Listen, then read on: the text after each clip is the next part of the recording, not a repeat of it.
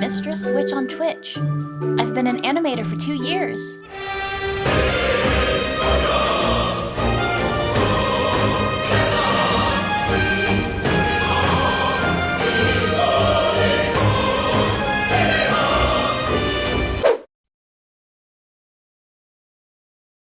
Check it out! I have a whole presentation board for us today. Yippee! I'm very excited. We're gonna be doing a presentation on freelance animation, specifically what it's like to be a freelance animator. Now, I do want to preface this with the fact that all of these answers that I'm going to be going through today are based off of my experience as a freelance animator. They are not like do or die. They are not, this is the only way to do freelance animation. This is not necessarily even the experiences you might experience as a freelance animator. These are just my experiences, my personal takes and opinions about the answers that I give for some of the questions that were asked. Now, where were the questions, you might ask? The questions were on Discord, Twitter, and Bluesky. So, if you did not see any of the questions, and for the next time we may do something like this, I highly, highly recommend checking out our socials. You can check out our Bluesky where I posted them first, then I posted them over on Discord, and then last but not least, Twitter. So feel free to check out any one of those and or our Discord as well. That's where I asked the questions or basically that's where I collected the questions. A lot of people came through and asked, multiple questions too. I'm very happy to see a lot of people have questions about freelance animation. So a lot of those questions you will actually see on our presentation today. I'm very excited for this. At the bottom right, you might see either a butterfly or a bird. The butterfly means the question came from Bluesky, and the bird means it came from Twitter. That's just in case anyone wants to know if their questions are on the board. And again, I think some of them on Twitter. I think it was on Twitter. Some of them came through a little late after I made the presentation, so I'll have to answer those at the end. If you don't see your question on here, or if you want to ask a question at the very end, you'll see a slide that says questions. There you can ask questions. And for those of you that are on the YouTube, feel free to ask questions in the comments, and I might consider even making a second one of these questions and answers for freelance animation in the future. We're gonna go right into it. We're literally going right into it. I don't really have much to preface. Oh, I guess I will say, for those that do not know and did not see the post, I have been doing freelance animation for almost 2 years. Now, to be specific, I've been doing animation for like 2 years. In about a week, it'll be 2 years, right? I've been doing freelance since, theoretically, February of 2023. So in 2025, February, it'll be 2 years. I'm excited, but when we go through the presentation, I'll probably tell you guys, there's a lot that I want to do with my animation, so I'm hoping 2025 will be the year that I glow up even more. Oh, right, one other thing I want to do. Sorry, I have so many prefaces. Small preface. I had examples that I wanted to show during this presentation. Unfortunately, because I have my new PC, a lot of my stuff got deleted without me realizing that I was going to be doing something like this.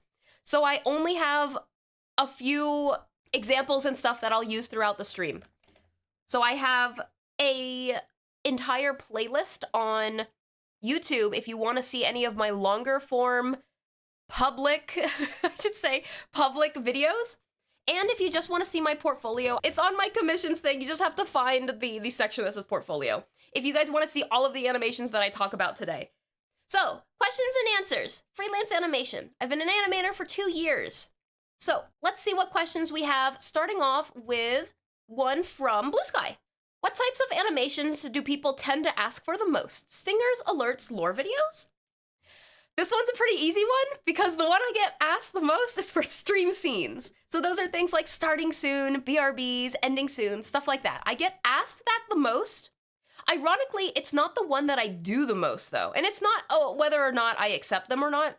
I just wind up, just schedule-wise with everything that I do, it winds up being that I have done more lore videos than I have stream scenes. Now that's with like, I guess the bigger types of animations. I do other types of animations like emotes. I do animated emotes. I've done a lot of those.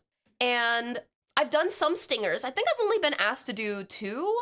I think 3 stingers. One I have not gotten to and or did not do. I don't remember off the top of my head.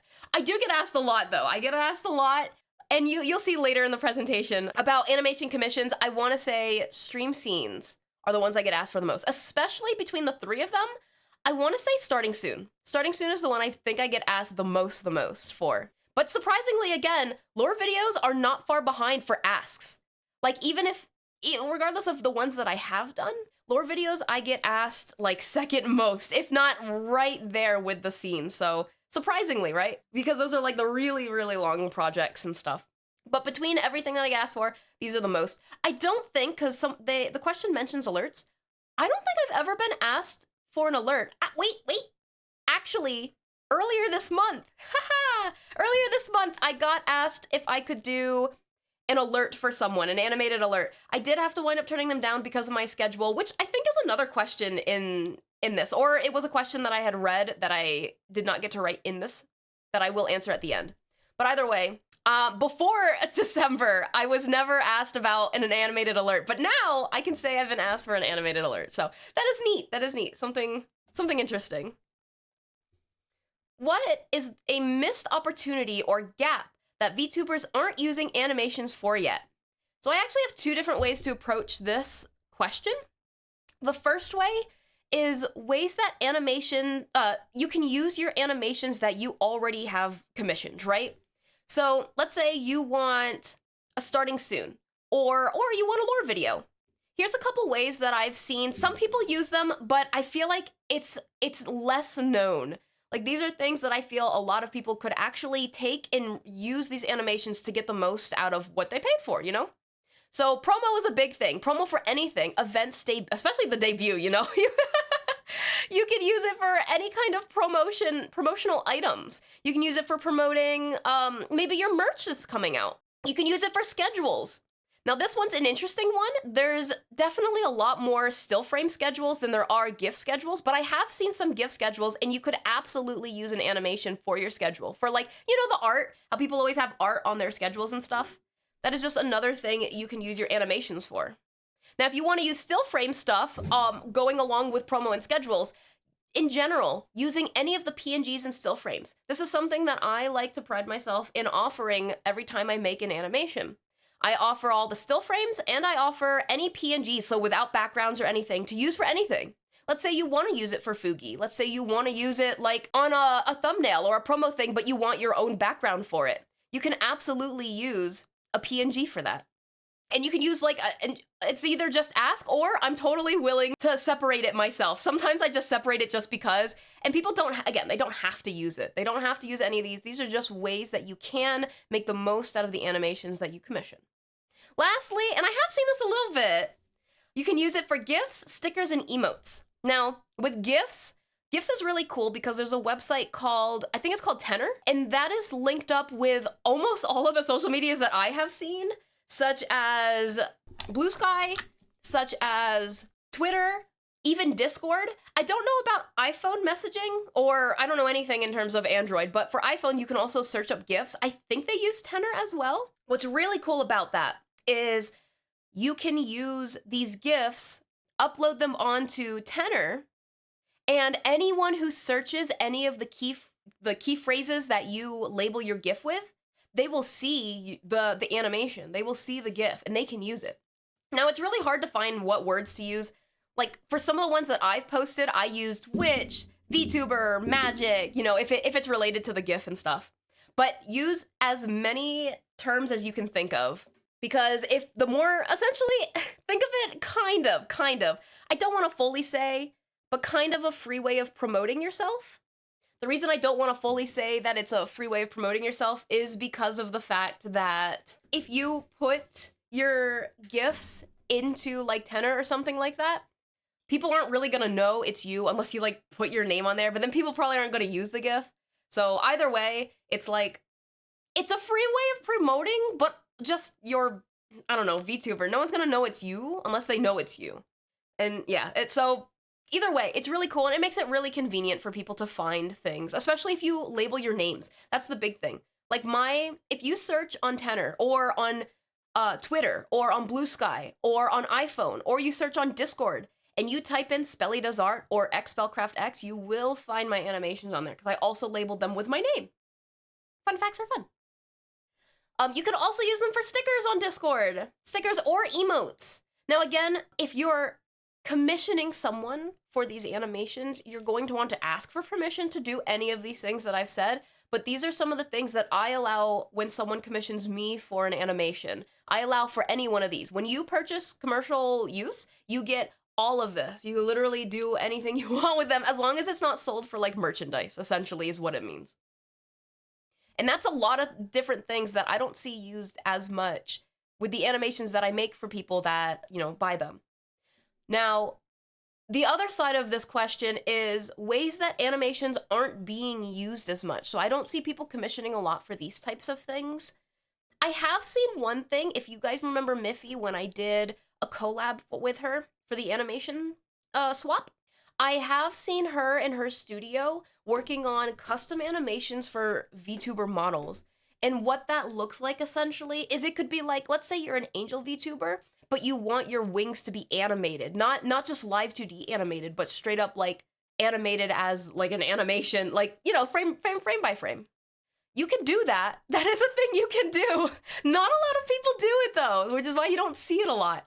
I remember there was this one where someone had a dress, and at the bottom of their dress, it was frame by frame animated with, it like turns into bats, which is a good use of animation on VTuber models that you cannot really easily do with live 2D. But honestly, it's like the world is your oyster, you know?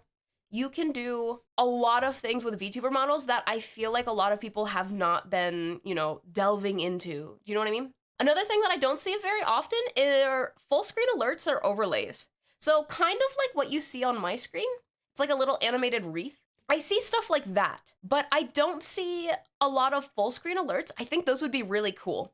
You know how when someone gets a new follow or they get a new sub and it's just like a little box and it has like some animation and they pop up and they say yay or hype or whatever, and it says underneath it, you know, this person just subscribed or whatever, you know? Those are really cool. Don't get me wrong, they're cool. But you can absolutely up the game, and I haven't seen very many people up the game with that kind of stuff. I've seen a couple of them. I think a good one example would be maybe Zentreya, because when she gets like a certain number of gifted subs, you'll see her whole screen like light up on the edges. And I think that's such a cool use of like your space. You know, you don't have to go with the norm and just have like me and just have something pop up and then, you know, it does its little animation, or maybe it's a still frame and it just says this person followed, this person subscribed.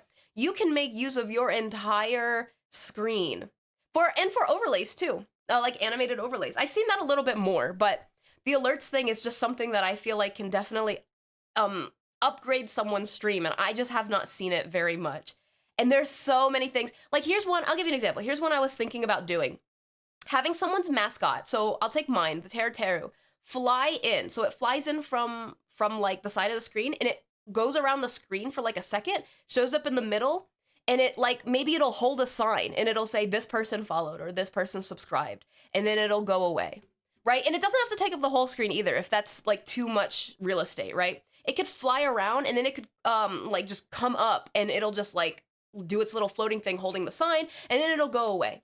Now, I recognize how difficult that might be to code, but that's someone else's job. We're just talking about the animations, and I think something like that would be really cool, rather than just like the typical like box that you see and someone puts it somewhere.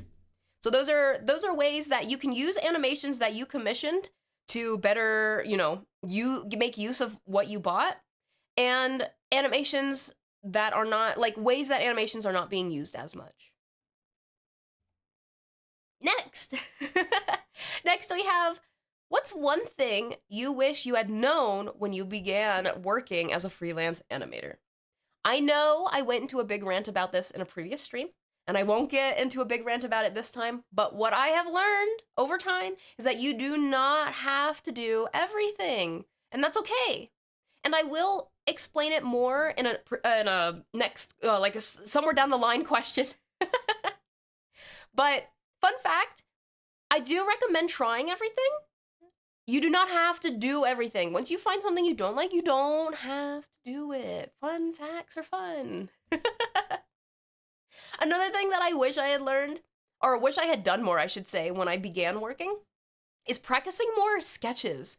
Most of the stuff that I have, you might notice, is like finished or nearly finished. I think out of all of the animations I've made, I've only kept like a handful of them in sketch form, not including the ones that were work in progress that I just, you know, threw to the side and just decided not to finish, right? I'm talking about the ones that I dedicated to, this is not going to be finished, this is just to learn movements, just to learn fundamentals, just to learn like the process, right? Just keeping it a sketch, not finishing it, right? I've almost always finished my sketches. I've almost always finished my animations, and that is something that I would highly recommend maybe not doing if you're, especially if you're learning. Just, it's okay to make it a sketch. It does not have to be a fully finished animation. And I kind of wish I had done that a little bit more in the beginning. And you know what, 2025? I'm hoping to do that more. That is one of my mini goals to do. Less, well, I don't want to say less finished, but I want more sketched stuff, and that it doesn't need to be finished, you know? Good question, though. When a client requests an animation, do you usually give them creative freedom, or do you have a clear vision to follow? And which do I prefer? This is a great question because normally, a client will give me clear vision. Now, I have to say that the reason my clients give me clear vision is because those are the ones that I accept. If someone doesn't have a clear vision, at least like an idea of what they want, I typically say, you know, I apologize, but I might not be able to do this the way you want it because, you know, we don't exactly know what you want. And normally I just decline those ones. So the clients typically have a clear vision, some more than others. Some people have a very specific vision in mind. Some people have a looser vision in mind, and that's okay. It's fine to say something like, I want a lore video to explain this. Like, I want to explain that I'm a witch and, you know, I don't know, and I started doing magic because I was trying to defeat evil that, you know, destroyed my village. I don't know, super, but it, you know what I mean? It's loose. But then there are some people who have a very clear vision of what they want. And I do prefer that. I prefer that because it's hard to assume what the client wants, especially for animation. So the last thing I would want to do is animate an entire, like, thing, whether it's a lore video or even a scene. And then the client's like, well, that looks really cool, but can we actually change all of this? Because, you know, this isn't exactly what I wanted. And it's like, well, I can't do that. This is actually to help with not just like the headache of trying to redo everything, but kind of to also help your wallet, because typically when someone wants a huge change like that, it will cost an extra fee for major changes, right? Minor things are one thing. Major changes like, can we just change this whole thing, is you know what I mean? That's I wish I would have had a clearer vision from the start. You know what I mean? So definitely when it comes for me, for commissions, I prefer a clear vision. That's not to say everyone. Some people love the creative freedom, but it can be tougher, especially with someone who wants changes then later down the road. Which project was your favorite to work on? So this might seem like a cop-out. I know. But I do have a favorite scene from each. But if I'm going to be completely honest, all of the people that I worked with have been so amazing. I haven't really had any bad experiences with any clients or any projects that I've worked on. So personally, I can't really decide on a single project. I'm sorry. But if it does mean anything, my favorites tend to be those that tell a story, typically lore videos. So those are my favorite projects to work on when I have an animation that I'm doing. It's like if it tells a story. Now, I don't know if I have any like smaller animations that I've done. Maybe I was gonna say maybe the ones for VSojo that I've done that are smaller, but they still tell a story. They're not really a lore video, but they, you know, they show something that's going on in the scene. I do like those too. But if you can tell a story, I'm sold. Like that is probably my favorite thing to do, which is why I typically take on lore videos, is because I really like storytelling. Even if I'm not the one telling the story, I'm just animating it, but I still think that's really cool. So if I were to show a couple, let me see if I have them on my computer though. I actually really liked that one animation I did in Katie's. I loved the eye because it was my first ever doing like a close-up eye. That one was really cool. I really liked as well her animation that it was like, it wasn't really even super animated. It was like the one where she's looking in the mirror and it zooms in a little bit and then she does a little blink and like, I don't know. It's again, there's not a lot of animation. I just really like the style, but it would be so hard to actually legitimately animate in that style that unfortunately I don't think I could keep that style in particular up. But I did really like that one. From Hannah's, I really, really loved the flag waving at the end, especially like the zoom out. The zoom out was just it was so fun to do. It was definitely a learning experience, but in general, just like that whole like, I think that was the first time I did something that felt like unified as an animation. Now I've done a lot of animations since then, but that was like one of the first ones that I felt for like fully animated. It felt like it was continuous and it just kept going and I was like, wow, this actually feels like that whole section is fully animated. But it was so cool. I also really like, I don't super enjoy drawing feet. I do have to use hella 3D models to draw feet, but I do really like how both Katie and Hannah's feet animations came out, even though I like it's very simple if you see how I made it, but but it looks cool and that's the important part. That is the important part. And then from Bipsy's, I really, you know what's weird? I really like the animations that I did when she was a chibi. That was my first time ever animating chibis, and I don't know what it is. There's just something so cute about like drawing little chibis, especially the little spin around, which I don't unfortunately think I have. Oh no, I do have the spin around. It's so cute. It's like a little spin chibi, and I really like those too. I'd love to animate more. You know what? Doing a full animation in chibi, I think I would enjoy it. But those are a couple of my favorite scenes that I from some of the projects, like the lore videos that I've worked on.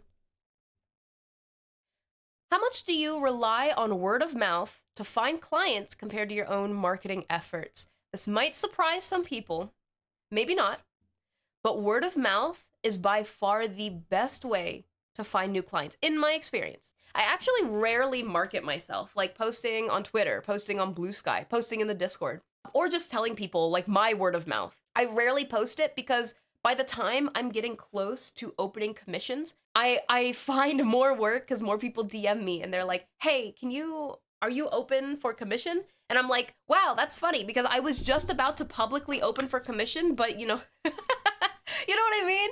So I think, when was the last time I opened my commissions? I think was it in the summer? May? Before May? I'd have to find that somewhere on Twitter or something. But I haven't opened my commissions in a while. I was supposed to open my commission sometime in September, October.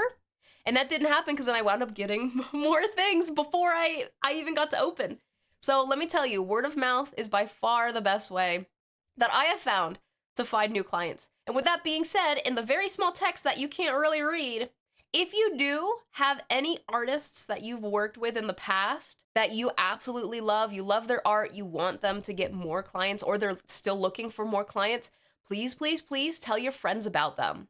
Even if it seems like, you know, it might even seem like, you know, a friend can't necessarily afford them at the time, right? For example, maybe they have a friend of a friend that can, and that's how the word of mouth kind of travels and stuff. And I'm telling you, it's important. It's important to just talk highly of the people that you really, really like that you've worked with as artists, because that is, in my experience, far better than any commissions open posts that I've made, than any, you know, promoting the emotes that I've done, the scenes, the animations, all of that stuff. I've promoted it before, but it's always been word of mouth that I've found most, if not all of my clients that I've worked with. Do you have any favorite animation style or technique that you use in your projects? This one's a tough one on the first half to answer because I don't really animate in any particular style. Like, I haven't really delved into trying to animate in specific styles, which is not a bad idea for future animation challenges, so I might have to write that down somewhere.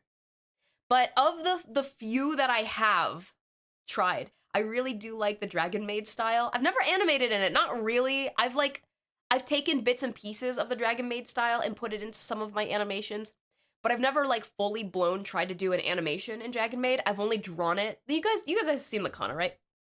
I've only like ever drawn it. I haven't actually gotten around to animating in the Dragon Maid style. I think it would be really nice though. This one. Here's my Dragon Maid style. I like it. Like I said, it's really cute. It's soft. And what I really, really love is in the line art, you see a bunch of like lines and dots and stuff on the ends of them. That's probably my favorite thing from that style. But maybe someday I'll have to try like legitimately animating in it. It's super, super cute. As for my favorite technique that I've done, I put a question mark because I don't know if it's really a technique. It's not really a technique. But drawing the little chibis and mascots, they're different. It is absolutely different to draw a chibi or mascot compared to drawing like a legit character, to me anyway. So when I draw chibis and mascots, I can be more cartoony. I can be more free. I can be a little less, you know, all these details and making sure everything looks good, right? I mean, you still want the chibi and mascot to look good, but when you do in-betweening for them, I personally feel like it's different. I feel like, I don't know, it's just easier. It's easier, and definitely you can have fun with it a little bit more, I feel. What are some challenges you face that often go unnoticed? Now, this is a big one that I don't know if unnoticed is the exactly right word here, but this is one that essentially how long an animation takes. An animation takes a long time, and a lot of people recognize it takes a long time. But what a lot of people may not recognize is just how long it takes. So for example, I was asked to do an entire lore video in like 2 weeks. Like a fully animated like 2 to 3 minute lore video in 2 weeks. And I was like, hold on. Even if I could do that, even if you paid the rush fee, even if, you know, you gave me all the money in the world, I personally and unfortunately cannot physically do that by myself. Like, keep in mind, I am a freelance solo animator at the moment. All of the animations that I have done have been all by myself. I've done everything by myself. Hopefully 2025, it looks like that's going to be changing. I'm very excited for. But up to this point, I have done everything by myself, with exceptions of music and a couple storyboards. Some people have given me storyboards from the start, and I'm like, thank you so much, you know? But honestly, even myself, I am still surprised by how much I and others underestimate just how long it takes to animate something. So that is probably something. Again, I don't know if unnoticed is the right term, because I recognize a lot of people know that animation takes a long time, but I don't know if everyone recognizes just how long it takes. Any advice for new animators? Okay, so I put a bunch of bullet points. Let me just say, firstly, I feel I'm still learning animation. So I am still new to this, even if it's been 2 years. It's not like I've done animation the entire time, like the whole 2 years. I've done some illustrating. I've done some just times where I just sit around and play games and stuff, right? So I can't say I animate every single day for the last 2 years, right? But I will say these are a couple bullet points for what I would have loved to have done when I first started animating, which is another question as well. So firstly, the fundamentals are your friend, no matter how cartoony or exaggerated it looks. I've learned that when you try to learn the fundamentals, they don't really have a lot of tutorial videos or books or anything like that out there for anime style fundamentals, like learning the fundamentals while being in anime style. And that's fine, because you literally do not need to be learning anime style for the fundamentals to begin with. It's just something that I've learned. So if I should probably mention, this first bullet point is mostly for those that are interested in anime and not necessarily other styles of animation. But if you are looking to draw and animate in anime style, learning the fundamentals is important. It's not going to be anime to start with. And I know that can be annoying, but that's the way it is, and it's honestly better off that it's not in anime style, because that would be so difficult to teach someone who's new to animation fundamentals via anime style because of how detailed it is and how like because you know a lot of the fundamentals are using like stick figures or balls or you know like the cartoony figure people and stuff because they're easy to animate, they're easy to draw over and over and over again, and you're going to have to draw over and over and over again. So when you're learning, pick something that's very easy and you're okay with drawing over and over and over again, you know? Try everything once, twice, a third time. Try everything a handful of times. You might like it, you might not. And when I say everything, I mean each process of animation. That goes from storyboarding, using timesheets. Here's a couple things about animation that I don't even do yet. Using timesheets, you know, doing all the notation typically that you would see for animations, like all the cell numbers and letters, the timing, like the little tick marks and the lines that you see everywhere. Practice those and do them several times. Do the sketching, like getting motion down, do the lining, doing the cleaning, do the shading and the highlights and, you know, color. Skip coloring. Do the coloring. Do the compositing, do the backgrounds, do the editing, you know, do everything that has to do with animation. Because as a freelance animator who has never done it before, I should say, you may not know what you like and what you don't like, right? You might actually really love coloring, even though you don't normally love to color in illustrating, right? But animating's so different. The way they color is different. So it's like, you might find something you really like, and you might find stuff you don't like. With that being said, if you like a part of animation, keep practicing that part. Keep doing those things so you can get better at it, and you can enjoy it. And at the same time, stop forcing yourself to get better at the parts of animation you don't like. There's several reasons why. Firstly, I want to mention that animation is not, you know, me, myself, and I. I say as I am, I recognize I am a hypocrite. I am a solo animator. I do everything by myself. But look at me. I'm changing things for next year because of a lot of the things that I've learned throughout my time. Animation typically is not, you know, you don't do it all by yourself. You shouldn't have to do the parts that you don't like to do for several different reasons. The biggest one, right here you see it, mega burnout zone. You will get burnt out doing things you don't like to do. You will. You will get burnt out. You'll, like, again, try it for the first time. You don't like it? You could try it one more time if you really want to. But don't keep doing something you don't like. You're going to get burnt out so much more faster. And burnout happens very prevalently in the animation industry. So highly recommend to stop forcing yourself to do the parts that you don't like. On top of that, think about it on the other spectrum. If you hate doing, I'll use myself as example. If you hate doing backgrounds, but there are other people out there that love doing backgrounds, you are taking the work of those people who love doing backgrounds, doing something you don't even like to do. You are doing something they like and you don't like it. You're burning yourself out for no reason and stealing their job. You know what I mean? So it's like, leave the parts of animation to the people who like to do those parts of animation, so everyone can enjoy what they're doing, rather than forcing yourself to do things you don't want to do. And of course, with any type of art, not just animation, but it does happen a lot in animation, if you do burn out or you get any physical pains, please rest, at least for a day, at least for a day.